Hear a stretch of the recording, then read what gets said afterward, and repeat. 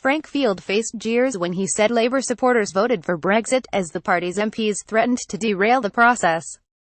During the first Commons session on the European Union Witrawal Bill, which seeks to transfer European law into British law, the Brexit-backing MP also clashed fiercely with Labour MP Hilary Benn. In comments he immediately withdrew. Mr Field, MP for Birkenhead, said Labour members need educating as to where Labour voters are. He said, "I am supported by people largely whose constituents agree with me and not their views. And how they deal with that is not my problem.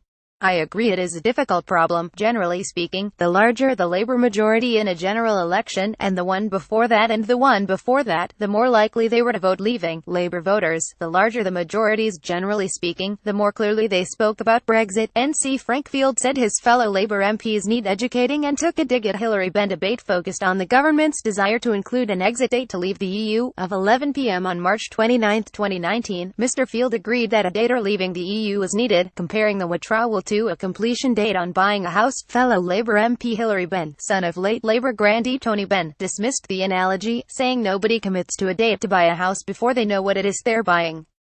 Mr Field, who was sat right next to Mr Benn, sniped, "I've always bought my houses, never inherited them." NCMR Field apologized to Mr Benn after making his remark, immediately withdrew the remark, apologized after Mr Benn said he had in fact bought his own house. There was infighting on both sides of the House as Remainers and Leavers of different loyalties clashed over the bill. Former Chancellor Ken Clarke labelled the proposal to put the exit date into law ridiculous and unnecessary, adding it could be positively harmful to the national interest. Tory former Attorney General Dominic Grieve told MPs that no amount of arm-twisting would make him vote for the amendment.